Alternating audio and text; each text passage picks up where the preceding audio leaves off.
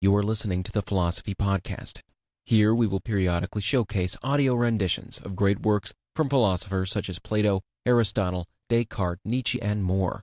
For a complete listing of all the Learn Out Loud podcasts with links to subscribe, please visit us at www.learnoutloud.com/podcast. Thank you for listening. The Critique of Practical Reason by Immanuel Kant. Published in 1781, edited by Arthur Mee and J. A. Hamerton. 1. Analytic of Practical Reason. Practical principles are propositions containing a general determination of the will. They are maxims, or subjective propositions when expressing the will of an individual, objective when they are valid expressions of the will of rational beings generally. Practical principles, which presuppose an object of desire, are empirical or experimental, and supply no practical laws. Reason, in the scope of a practical law, influences the will not by the medium of pleasure or pain. All rational beings necessarily wish for happiness, but they are not all agreed either as to the means to attain it, or as to the objects of their enjoyment of it. Thus, subjective practical principles can only be reckoned as maxims, never as law. A rational being ought not to conceive that his individual maxims are calculated to constitute universal laws, and to become the basis of universal legislation. To discover any law which would bring all men into harmony is absolutely impossible. One of the problems of practical reason is to find the law which can necessarily determine the will, assuming that the will is free. The solution of this problem is to be found in action according to the moral law. We should so act that the maxim of our will can always be valid as a principle of universal legislation. Experience shows how the moral consciousness determines the freedom of the will. Suppose that someone affirms of his inclination for sensual pleasure that he cannot possibly resist temptation to indulgence. If a gallows were erected at the place where he is tempted, on which he should be hanged immediately for satiating his passions, would he not be able to control his inclination? We need not long doubt what would be his answer. But ask him, if this sovereign commanded him to bear false witness against an honorable man, under penalty of death, whether he would hold it possible to conquer his love of life. He might not venture to say what he would choose, but he would certainly admit that it is possible to make choice. Thus he judges that he can choose to do a thing because he is conscious of moral obligation, and he thus recognizes for himself a freedom of will which, but for the moral law, he would never have been conscious. We obtain the exact opposite of the principle of morality if we adopt the principle of personal private happiness as the determining motive of the will. This contradiction is not only logical but also practical, for morality would be totally destroyed were not the voice of reason as clear and penetrating in relation to the will, even to the most ordinary men. If one of your friends, after bearing false witness against you, attempted to justify his base conduct by enumerating the advantages which he had thus secured for himself and the happiness he had gained, and by declaring that thus he performed a true human duty, you would either laugh him or scorn or turn from him in horror. And yet, if a man acts for his own selfish ends, you have not the slightest objection to such behavior. Morality and happiness. The maxim of self-love simply advises. The law of morality commands. There is a vast difference between what we are advised and what we are obliged to do. No practical laws can be based on the principles of happiness, even on that of universal happiness, for the knowledge of this happiness rests on merely empirical or experimental data, every man's ideas of it being conditioned only on his individual opinion. Therefore, this principle of happiness cannot prescribe rules for all rational beings. But the moral law demands prompt obedience from everyone, and thus even the most ordinary intelligence can discern what should be done. Everyone has power to comply with the dictates of morality, but even with regard to any single aim, it is not easy to satisfy the vague precept of happiness. Nothing can be more absurd than a command that everyone should make himself happy, for one never commands anyone to do what he inevitably wishes to do. Finally, in the idea of our practical reason, there is something which accompanies the violation of a moral law, namely its demerit, with the consciousness that punishment is a natural consequence. Therefore, punishment should be connected in the idea of practical reason with crime, as a consequence of the crime by the principles of moral legislation. Analysis of principles. The practical material principles of determination constituting the basis of morality may be thus classified. 1. Subjective. External. Education, the civil constitution. Internal. Physical feeling, moral feeling. 2. Objective. Internal. Perfection. External. Will of God. The subjective elements are all experimental or empirical, and cannot supply the universal principle of morality, though they are expounded in that sense by such writers as Montaigne, Mandeville, Epicurus, and Hutcheson.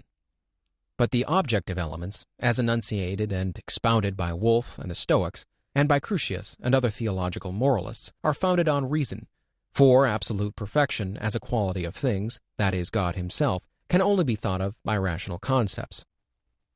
The conception of perfection in a practical sense is the adequacy of a thing for various ends. As a human quality, and so internal, this is simply talent, and what completes it is skill. But supreme perfection in substance, that is, God himself, and therefore external, considered practically, is the adequacy of this being for all purposes. All these principles above classified are material, and so can never furnish the supreme moral law. For even the divine will can supply a motive in the human mind because of the expectation of happiness from it. Therefore, the formal practical principle of the pure reason insists that the mere form of a universal legislation must constitute the ultimate determining principle of the will. Here is the only possible practical principle which is sufficient to furnish categorical imperatives, that is, practical laws which make action a duty. It follows from this analytic that pure reason can be practical. It can determine the will independently of all merely experimental elements. This is a remarkable contrast between the working of the pure speculative reason and that of the pure practical reason. In the former, as was shown in the treatise on that subject, a pure sensible intuition of time and space made knowledge possible, though only of objects of the senses. On the contrary, the moral law brings before us a fact absolutely inexplicable from any of the data of the world of sense, and the entire range of our theoretical use of reason indicates a pure world of understanding, which even positively determines it and enables us to know something of it, namely, a law.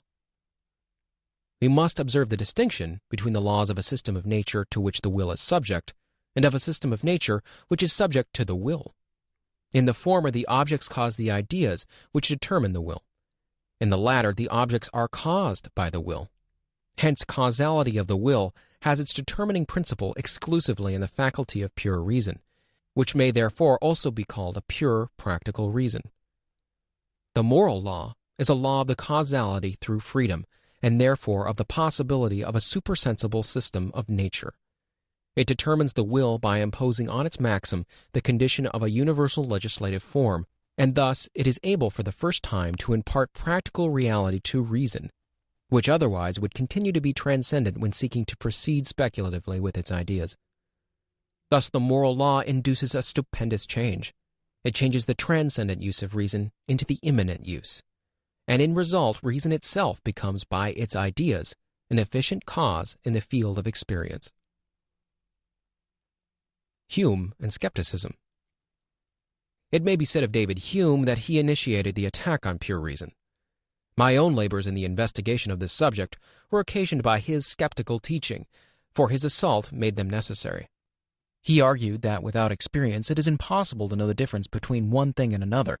That is, we can know a priori, and therefore the notion of a cause is fictitious and illusory, arising only from the habit of observing certain things associated with each in succession of connections. On such principles we can never come to any conclusion as to causes and effects. We can never predict a consequence from any of the known attributes of things. We can never say of any event that it must necessarily have followed from another, that is, that it must have had an antecedent cause. And we could never lay down a rule derived even from the greatest number of observations. Hence we must trust entirely to blind chance, abolishing all reason, and such a surrender establishes skepticism in an impregnable citadel. Mathematics escaped Hume because he considered that its propositions were analytical, proceeding from one determination to another, by reason of identity contained in each. But this is not really so. On the contrary, they are synthetical, the results depending ultimately on the assent of observers as witnesses to the universality of the propositions. So Hume's empiricism leads inevitably to skepticism even in this realm. My investigations led me to the conclusion that the objects with which we are familiar are by no means things in themselves, but are simply phenomena, connected in a certain way with experience, so that without contradiction they cannot be separated from that connection. Only by that experience can they be recognized. I was able to prove the objective reality of the concept of cause in regard to objects of experience, and to demonstrate its origin from pure understanding without experimental or empirical sources. Thus I first destroyed the source of skepticism, and then the resulting skepticism itself. And thus was subverted the thorough doubt as to whatever theoretic reason claims to perceive, as well as the claim of Hume that the concept of causality involves something absolutely unthinkable. Good and evil. By a concept of practical reason, I understand the representation to the mind of an object as an effect possible to be produced through freedom. The only objects of practical reason are good and evil. For by good, we understand an object necessarily abhorred, the principle of reason actuating the mind in each sense. In the common use of language, we uniformly distinguish between the good and the pleasant, the evil and the unpleasant, good and evil being judged by reason alone. The judgment on the relation of means to ends certainly belongs to reason, but good or evil always implies only a reference to the will, as resolved by the law of reason, to make something its object. Thus, good and evil properly relate to actions, not to personal sensations. So if anything is to be reckoned simply good or evil, it can only be so estimated by the way of acting. Hence, only the maxim of the will, and consequently the person himself, can be called good or evil, not the thing itself. The Stoic was right, even though he might be laughed at, who, during violent acts of gout, exclaimed, "Pain, I will never admit thou art an evil." What he felt was indeed what we call a bad thing, but he had no reason to admit that any evil attached thereby to himself, for the pain did not in the least detract from his personal worth, but only from that of his condition. If a single lie had been on his conscience, it would have humiliated his soul, but pain seemed only to elevate it when he was not conscious of having deserved it as a punishment for any unjust deed. The rule of judgment, subject to the laws of pure practical reason, is this. Ask yourself whether if the action you propose were to happen by a natural system of law, of which you yourself were a part, you could regard it as possible by your own free will. In fact, everyone does decide by this rule whether actions are morally good or evil. 2. Dialectic of practical reason. The immortality of the soul. Pure practical reason postulates the immortality of the soul, for reason, in the pure and practical sense, aims at the perfect good, summum bonum, and this perfect good is only possible on the supposition of the soul's immortality. It is the moral law which determines the will, and in this will, the perfect harmony of the mind with the moral law is the supreme condition of the summum bonum. The principle of the moral destination of our nature, that only by endless progress can we come into full harmony with the moral law, is of the greatest use, not only for fortifying the speculative reason, but also with respect to religion. In default of this, either the moral law is degraded from its holiness, being represented as indulging our convenience, or else men strain after an unattainable aim, hoping to gain absolute holiness of will, thus losing themselves in fanatical theosophic dreams utterly contradicting self-knowledge. For a rational, but finite, being the only possibility is an endless progression from the lower to the higher degrees of perfection. The infinite being, to whom time condition is nothing, sees in this endless succession the perfect harmony with the moral law. The existence of God. The pure practical reason must also postulate the existence of God as the necessary condition of the attainment of the summum bonum. As the perfect good can only be promoted by accordance of the will with the moral law, so also the summum bonum is possible only through the supremacy of an infinite being possessed of causality, harmonizing with morality. But the postulate of the highest derived good, sometimes denominated the best world, coincides with the postulate of a highest original good, or of the existence of God. We now perceive why the Greeks could never solve their problem of the possibility of the summum bonum, because they made the freedom of the human will the only and all-sufficient ground of happiness, imagining there was no need for the existence of God for that end. Christianity alone affords an idea of the summum bonum, which answers fully to the requirement of practical reason. That idea is the kingdom of God. The holiness which the Christian law requires makes essential an infinite progress. But just for that reason it justifies in man the hope of endless existence. And it is only from an infinite supreme being, morally perfect, holy, good, and with an omnipotent will, that we can hope by accord with his will to attain the summum bonum, which the moral law enjoins on us as our duty to seek ever to attain. The moral law does not enjoin on us to render ourselves happy, but instructs us how to become worthy of happiness. Morality must never be regarded as a doctrine of happiness, or direction how to become happy, its province being to inculcate the rational condition of happiness, not the means of attaining it. God's design in creating the world is not primarily the happiness of the rational beings in it, but the summum bonum, which superadds another condition to that desire of human beings, namely, the condition of deserving such happiness.